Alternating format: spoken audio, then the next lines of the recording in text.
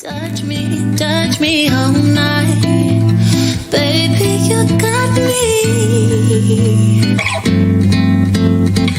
Você me dá vontade de ser coisas que eu nunca fui. Tipo inconcerto, sem falar.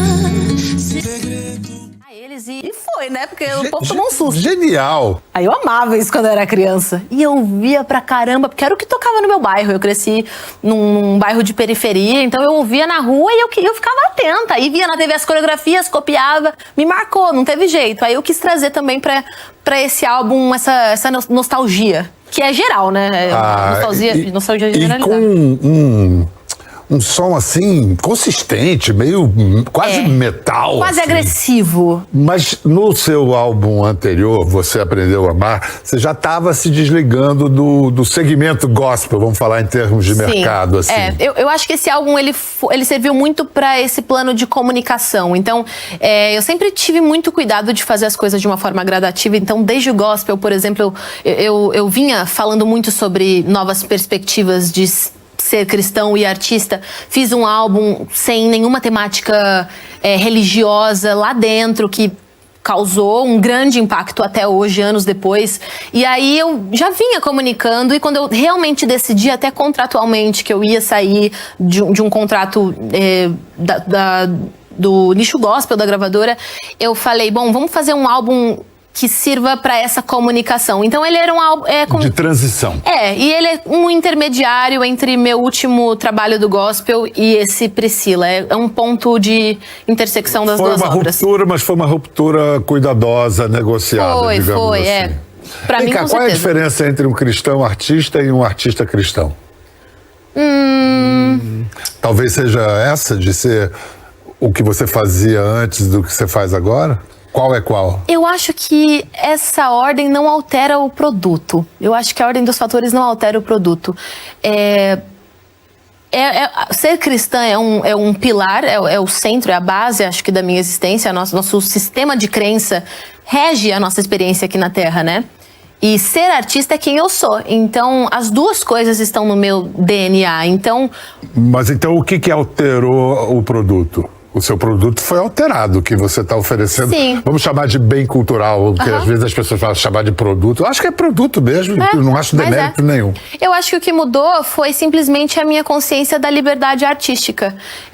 Uma vez que você ganha essa consciência, você entende que você não precisa fazer tudo só de um jeito. E existem várias formas, vários jeitos de você promover a sua música, por exemplo, de você fazer arte. Então, acho que eu ganhei essa consciência de liberdade, entendi que exercer dessa liberdade não alterava em nada na minha fé, só me tornava até mais crente baseado nas minhas convicções. Então, eu cria muito nessa liberdade, exercia essa liberdade, então acho que foi esse ponto que mudou, alterou o produto. Mas vamos considerar uma coisa, o que você está dizendo é que para você ter essa liberdade artística, você teve que sair do nicho gospel, quer dizer, você não tinha liberdade como artista gospel, não essa liberdade.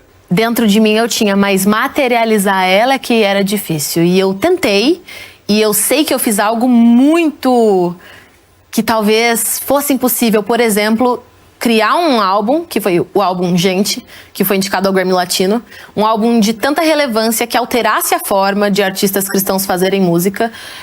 Então, eu tive essa coragem ali também. Aconteceu isso, sabe? Como é que é o seu sistema de crença, de fé hoje? Você se identifica ainda como cristã de tradição protestante? Há uma igreja específica? A minha tradição é protestante. Eu só me esforço muito em me desvincular do que popularmente se tem como evangélico hoje em dia, porque eu acredito que o próprio termo se tornou algo muito associado a coisas que eu não acredito. Então, por exemplo, observando toda a associação que a igreja teve com política, então generalizou o ser evangélico para coisas que eu não compactuo, que eu não enxergo no cristianismo que eu vejo na Bíblia. Então, eu venho de tradição protestante, acredito muito na vivência em comunidade, então eu estou sempre visitando igrejas de pastores que eu curto o jeito que eles falam, que eles interpretam a Bíblia. Então, a fé continua tendo esse lugar na minha vida. vida, mas uma fé autônoma no sentido de não depender de uma doutrina que impõe pra mim, mas eu sou a pessoa que vai estudar a Bíblia, que vai buscar a minha própria interpretação dela. Escuta, tirando esses cabelos vermelhos que vão e voltam sempre. A primeira vez eu tava de cabelo você rosa, é meio você lembra, camaleou, né? olha lá. Eu sou. A Priscila que cantava músicas infantis. Teve essa. Gabaritou. A Priscila cantora evangélica, também. A Priscila compositora, nem se fala. A Priscila que quis falar de espiritualidade além de dogmas, também. Essa nova, como é que eu vou saber que essa nova Priscila agora é a definitiva, é a verdadeira? Eu também não sei, a gente vai ter que... O tempo vai dizer. Talvez na próxima entrevista eu aparecer lá com careca. Quem sabe? Ah, não, ela... Gostei. Escuta, na faixa de introdução do álbum novo, simplesmente Priscila, você usa o áudio de um vídeo do comecinho de sua carreira, quando você participou do concurso Código Fama lá no México. E naquela época, o Domingo Legal do SBT foi até a casa da Priscila, em Itapecerica da Serra, para conhecer a pequena. Gente, mas olha que menina mais lindinha e desenvolta, olha só. O resultado da viagem, Priscila exibe com orgulho na parede do quarto. Ela conquistou o 4º lugar, foi eleita pelo público como a mais popular. Meu pai que fez e essa ainda parede. ganhou o prêmio de melhor sorriso. Títulos que poderiam fazer voar a cabecinha de uma criança. Não a de Priscila, que demonstra maturidade de gente grande. Eu gostaria muito que me conhecesse não como a famosa Priscila, como a mais popular do mundo. Mas eu queria que me conhecessem como a Priscila que canta para as pessoas gostarem dela, né, acharem que ela é uma menina muito legal. Então a tal Priscila que canta já tem 20 anos. A Priscila que canta estava aí desde o início. Mas você sabe por que eu me emocionei? Porque eu nunca tive acesso a esse trecho inteiro. Só o trecho que eu usei, que é a resposta que eu falo. Eu quero ser conhecida como a Priscila que canta. Só que eu falo outra coisa aí, que quem acompanha as minhas entrevistas, eu reforço muito. Toda vez que me perguntam qual é o meu objetivo, eu sempre traço um caminho. Eu falo, eu acho que existe popularidade e influência e legado. Eu não quero ser popular, eu quero ser influente se eu tiver que escolher. E se a popularidade vier, ela é bem-vinda. Mas eu acho que o que faz eu permanecer é o legado e não necessariamente ser popular. E eu falei isso aqui com 8 anos de idade, sem ter entendimento nenhum. Pra você ver como a nossa essência, ela é real, ela existe, ela permanece, né? Quando você foi gravar essa faixa 10 de 10 com o Pablo Vittar, era pra celebrar... A gente não tem maturidade, nem eu, nem meu fã. Não, é tudo... Hoje a quinta série tá mandando aqui! Vem cá, você e Pablo Vittar, foi pra celebrar o que vocês têm em comum ou o que vocês têm de diferente? Eu acho que ambas as coisas. Meus fãs até ressuscitaram um vídeo muito antigo da Pablo, cantando uma música minha, Liberdade, que é uma música que eu lancei num álbum gospel. E ela canta essa música e escreve no Stories, esperando por esse dueto. Isso faz o quê? Uns 6 anos atrás. E eu lembro que na época, eu nem tava no pop, então eu achava incrível quando um artista pop me mencionava. Então eu fiquei, meu Deus, será que um dia realmente a Pablo Vittar, ou ela simplesmente fez uma caridade e colocou esse Stories aí? Eu fiquei, meu Deus, será se um dia... Tanto é que quando eu sempre quis a Pablo nesse álbum, só que eu não tinha coragem de chamar, porque eu admiro tanto ela e eu ficava com aquela coisa, mas ela não vai querer gravar comigo. Aí ela te chamou. Não, aí assim, a música estava pronta, já tava mandando pra master. Aí eu falei, poxa vida, logo eu tão corajosa. O não você já tem, vai lá pedir. Você poderia realizar o meu sonho de estar gravando uma música comigo? É coisa rápida, só um trechinho, assim. E mandei a música direto e ela foi de uma resposta, assim, primeiro que ela amou, porque ela se identificou com as referências da música, ela pegou, falou, cara, eu acho que você se inspirou nisso, né, não sei o que, reparou em tantos detalhes. Dias depois ela já mandou a gravação dela. Aí eu falei, que amor. Tá brincando que eu tenho a Pablo Vittar no meu álbum. Quando a Priscila estava apresentando o TVZ no Multishow, Sim. Os puritanos a criticaram porque ela cantou Sentadona da Luísa Sonza. E o pessoal do LGBT, da galera LGBT, por ela ter esquecido versos da Lady Gaga no Born This Way. Tem diferença entre esses dois tipos de cobrança? Algum lado dói mais? Não, eu acho que os dois lados... Você sente uma dor dos dois lados porque é uma incompreensão de ambas as partes. Mas tem que saber lidar, entendeu? Tipo, por exemplo, eu literalmente... Eu não sei letra de nenhuma música. E eu sempre cantava as músicas com TP no TVZ. Então, literalmente, teve uma música, algumas que eu aprendia na hora a letra e dependia do TP. Me embaralhei, meu filho ferrou. Só que aí, a gente, né, com a internet, a gente cria qualquer outra narrativa. Então, eu acho que as pessoas que, sei lá, não vão muito com a sua cara, elas estão à espera de uma oportunidade para criar uma narrativa que respalde o fato delas não gostarem de você, mas não que aquilo seja legítimo, verídico. Mas eu acho que todo o resto da minha vida e das minhas ações justificam o que eu penso, o que eu verdadeiramente acho, penso. Todas as vezes que eu tive a oportunidade de falar, eu falei e tudo já foi esclarecido. Acho que isso já não é uma dúvida para as pessoas sobre a forma que eu penso. Você sabe o que é a sua joia, a pedra preciosa e a bijuteria, né? A bijuteria, deixa pra lá. Exato. Vem cá. Você ficou famosa, a gente estava falando há pouco, na televisão, com Bom Dia e Companhia. Aí você conseguiu, assim, se desvencilhar e ter uma carreira de cantora. Aí a televisão te sugou de volta para você ganhar a primeira edição do Masked Singer. Foi. 2021. Unicórnio. E aí você teve um medinho de ser engolida de novo pela máquina? Sim. Muito. Né? Eu tô falando com quem vai entender. Vamos falar. Metalinguagem. A gente vai falar de televisão na televisão. Exato. Olha que interessante.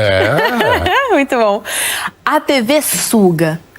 E a TV me sugou tanto ao ponto de eu esquecer qual era o meu verdadeiro sonho, que era a música. Então, quando eu saí da televisão, quando acabou o meu contrato, eu entrei em negação. Eu falei, não, acabou. Eu vou voltar pra TV. Eu tenho que continuar na televisão. Como se eu não tivesse um grande sonho esperando por mim pra viver e pra acontecer. E eu insisti, tentei programas independentes, tentei vender projetos pra outras emissoras e nada dava certo. E aí teve uma hora que deu um clique, eu falei, cara, isso só pode ser um sinal, que talvez essa é a hora de eu voltar pro meu primeiro sonho, que é a música, e talvez agora dê certo. E foi literalmente o que aconteceu. Então a TV me sugou muito. E quando eu voltei a me relacionar com televisão, que foi através do The Masked, a primeira participação foi um sim tranquilo, porque foi pra competir ali no programa. Então, no fim, era toda uma grande brincadeira. Só que na segunda proposta foi pra ser apresentadora. E ali o bicho pegou, porque eu falei... Eu tô com medo, porque eu sei que esse lugar, ele tem um poder sobre a gente, ainda mais eu que amo comunicação. Então eu sou atraída pela comunicação, mas eu não posso trair o meu verdadeiro sonho, que é a música, por causa dessa oportunidade. E eu pensei muito, só que a minha conclusão foi, eu não tenho que ter medo disso, eu tenho que ressignificar isso. Comunicação é uma das minhas habilidades, mas hoje eu sou uma pessoa muito mais madura e com muito mais ferramenta para entender que eu posso viver em equilíbrio e colocar a comunicação no lugar certo na prateleira. Ela não precisa tomar o armário todo, ela pode ter um lugar ali na minha prateleira. Na televisão, gente, ela só entra de unicórnio ou de Carmen Miranda. Isso foi incrível. Isso foi incrível. Com vocês, nossa grande, pequena, notável, Carmen Miranda.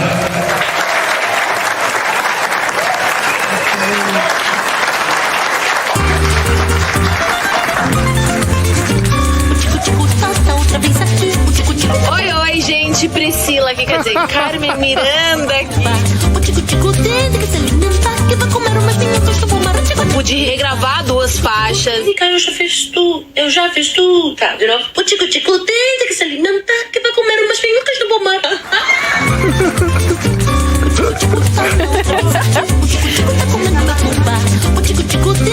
Enfim, tá tudo muito lindo. A experiência de estar no meio de tanta gente maravilhosa foi incrível, muito especial.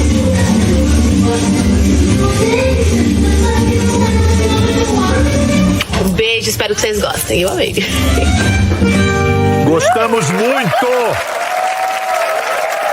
Apaixonante a sua Carmen Miranda, apaixonante. Eu amei. E você sabe uma curiosidade? Quando eu conheci Ivete, hoje a gente tem uma relação de mãe e filha, mas no primeiro momento que ela me conheceu, ela é muito fã de Carmen, e ela olhou pra mim e falou assim, você me lembra Carmen, e eu sinto que um dia você vai representar ela de alguma forma. Gente, Ivete é bruxa, né? Não, ela é, porque tudo que ela fala pra mim acontece. Que isso? Ela vive profetizando na minha vida, toda vez que ela fala, eu...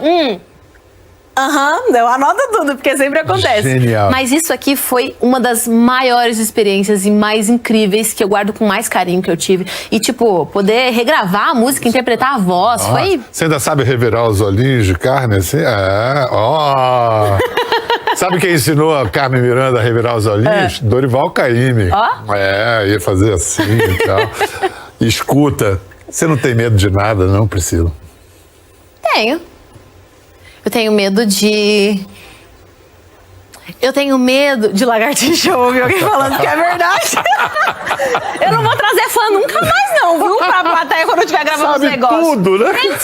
Tudo meus coisas.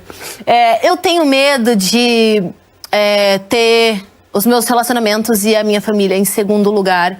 Porque por muito tempo o meu trabalho foi o meu primeiro lugar e eu me arrependo muito. Mas eu acho que é porque eu não tinha muita consciência. E graças a Deus, quando eu ganhei a consciência, eu inverti as prioridades. Mas aí é um medo de algo que já aconteceu com você e você ficou escaldada. É um medo de que isso seja recorrente. O que eu não creio que vai ser, porque eu sou uma nova... E quando você tem medo, como é que você faz? Eu analiso, porque tem medos que são reais, mas tem medos que são só a nossa ansiedade, né? Então eu penso e racionalizo o medo. Isso realmente... tem chance de acontecer? Eu tô sentindo medo de uma forma racional? Ou isso é só a minha ansiedade me fazendo sofrer por antecipação? Mas o medo, por natureza, é irracional, né? Ele é. E a coragem também tem um pouquinho de irracional. Ela é mais lúdica, né? Digamos que é. Sim. Escuta, você concorda com o Caetano sobre a bossa nova? O que ele disse? A bossa nova é foda, diz o Caetano. E você gravou uma bossa com Meu Amor, Péricles, queridão. E como é que a bossa nova te pegou? Primeiro que, né, você citou o Péricles, ele é uma unanimidade, né? Total. Ele é assim... Quem não gosta do Péricles? Se você não gosta, você tá vivendo errado. O errado é você, entendeu? Tipo assim, o Péricles é incrível. E assim, foi um grande presente ter ele. Mas a minha relação com a bossa foi porque nesse álbum eu queria experimentar algumas coisas. E eu queria fazer algumas homenagens a gêneros, a artistas que marcaram o cenário, não só o cenário pop, mas também o MPB. E tentar extrair de coisas que eu acho que eram interessantes e poder criar essas releituras, criar esse meu som autêntico. E eu lembro que eu falei, cara, eu quero muito ter uma música que tenha uma base mais tradicional. A gente tá fazendo tudo muito pop, mas eu quero fazer menção a isso para as pessoas verem que temos repertório, fizemos laboratório, que o pop é versátil e que a gente pode criar mesclas onde a gente tem uma base de bossa, mas a gente consegue reconfigurar isso para caber dentro de um álbum pop. Então... eu estudei muito as melodias, porque eu nunca compus uma bossa, né? E para você compor uma melodia de bossa é muito mais complexo, porque a melodia do pop é intuitiva. Você basicamente consegue prever a próxima nota, mesmo sem nunca ter ouvido a música. E a bossa não. A bossa são notas e melodias sempre que te surpreendem. Então você tem que ir na base do teste, tipo, que nota vai encaixar com esse acorde do violão e de repente vai pra lá, pra um lugar mega inesperado. Então eu tive que estudar muito isso, porque eu precisava compor essa música. Você estudou ouvindo João Gilberto? Eu estudei...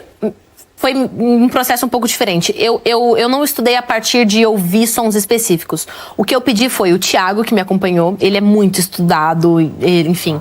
E eu falei assim, cara, cria uma melodia de violão de bossa bem clássico pra mim. E aí ele criou, sem saber nada. A gente não tinha mapa de música nem nada. E ele me mandou. E a partir do que eu tinha de repertório vocal, ouvindo coisas de Elis, eu comecei a tentar encaixar melodias bonitas naquele violão. E comecei a tentar encaixar e fiquei dias até criar uma melodia que eu falo, bom, isso aqui faz uma menção de bossa, isso é clássico, isso é bonito.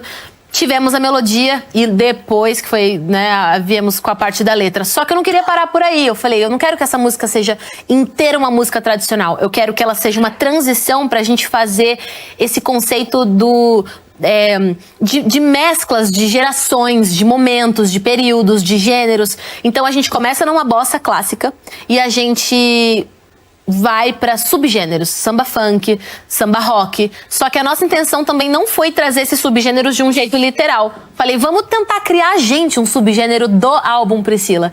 justamente por isso que coube até uma percussão de pagode baiano no refrão da música. Mas foi interessante você falar que a partir da bossa foi samba isso, samba aquilo, porque a bossa é samba. Sim, Bossa é nova samba. E se você ouve a música... E justamente por isso que o Péricles, só pra você ter noção, não era o Péricles. Eu não tinha quem gravasse essa música comigo. Eu fiz pra ser um dueto. Não tinha como não ser por conta das modulações de acordes. E eu mandava pra vários artistas. Todos eles gostavam, tinham interesse, mas não ia pra frente. Eu falava, meu Deus, o que tá acontecendo? A música é boa, por que não tá fluindo? fluindo? Sambista. Aí eu tava em... Olha só como viver é importante pro artista. Eu estava num churrasco na minha casa e churrasco, alguém lembrou de Péricles e falou, por que você não chama o Péricles? Eu falei, isso, era o Péricles, é por isso que deu errado com todo mundo. Porque quando falou Péricles, eu conseguia ouvir a voz dele na música e eu falei, quem melhor do que ele para representar esse som? E eu queria um veterano, alguém icônico e não podia ser alguém além dele. E Não que podia. voz. Ai, meu Deus, que sonho. Mas eu vou logo avisando. Se quiser ouvir a música bossa com o Péricles, você vai ouvir nos streamings, porque já está lançado, nos verdade, discos. é verdade. Agora a gente vai ouvir só com o Thiago Skitter acompanhando. Depois a gente vai falar sobre o latifundiário que ocupou o coração de Priscila. Depois da música e do intervalo. Até já.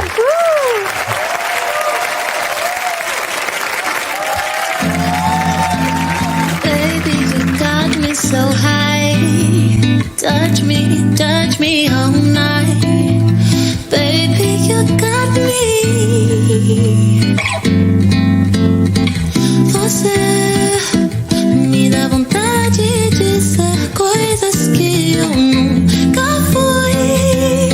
Tipo inconcerto, sem falar. Segredo pra te encontrar foi me desarmar. Você não dá pra esconder. Sem você não dá pra ser. E o segredo pra te encontrar foi me desarmar. Estamos de volta!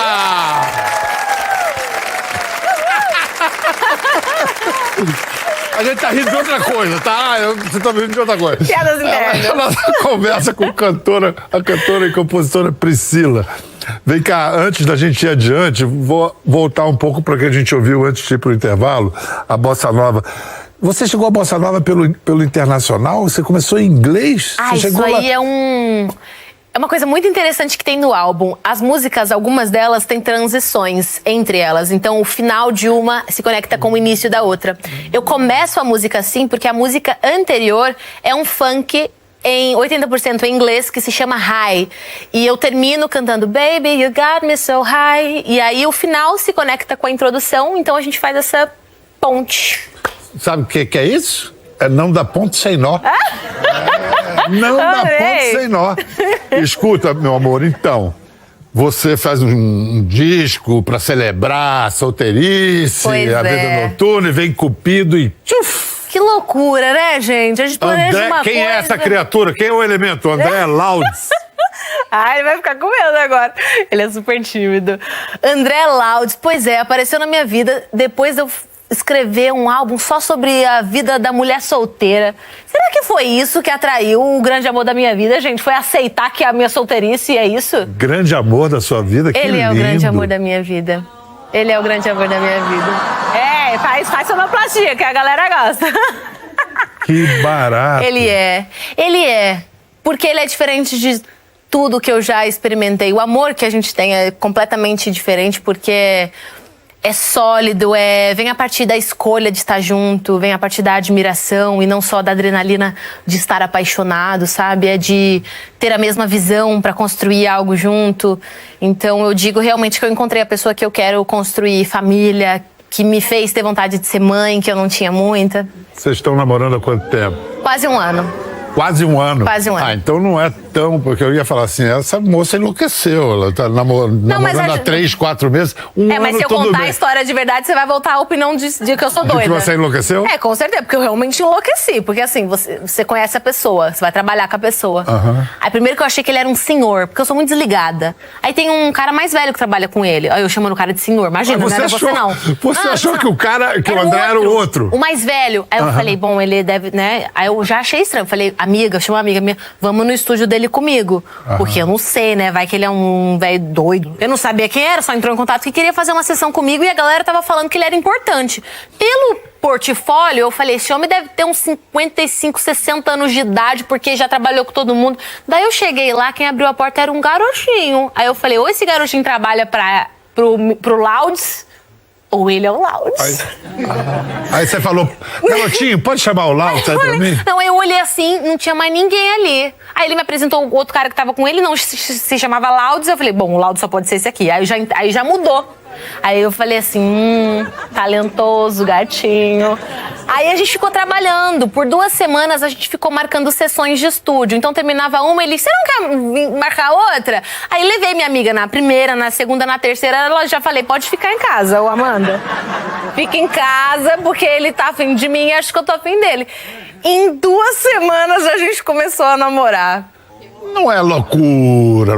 Mas é amor, ué. Escuta, e quanto tempo demorou pra você chamar ela de André, parar de chamar de Louds? No primeiro dia, eu falei assim, eu não gosto de Louds, eu posso te chamar pelo seu nome? André? Ele, tá, ninguém me chama de André. Eu falei, mas eu chamo, agora eu chamo. E eu chamo ele de André. Maravilhoso. E ele enfim, é músico, ele tem essa, como é que fala? Tropiquilas. Ele é produtor Grammy winner. Uau! Ele é. Olha, você ama o André, ele te ama, e nós amamos essa conversa, cara. Muito legal. Olha aí. O novo álbum Priscila tá aí desde o dia 9 de maio, bombando nas plataformas. A turnê estreia 30 de junho em São Paulo. Sim. Posso ressaltar um detalhe? Por favor. Toda a bilheteria desse show de estreia vai ser revertida em doações para as vítimas da tragédia do Rio Grande do Sul. Eu decidi tomar essa decisão, que era a única coisa que fazia sentido para esse show de estreia. Então acho legal lembrar isso. Você que comparecer vai estar ajudando uma boa causa também. Vou comprar 2 ingressos. Valeu, gente. Obrigado. Touch me all night. Baby, you got me. Você me dá vontade de ser coisas que eu não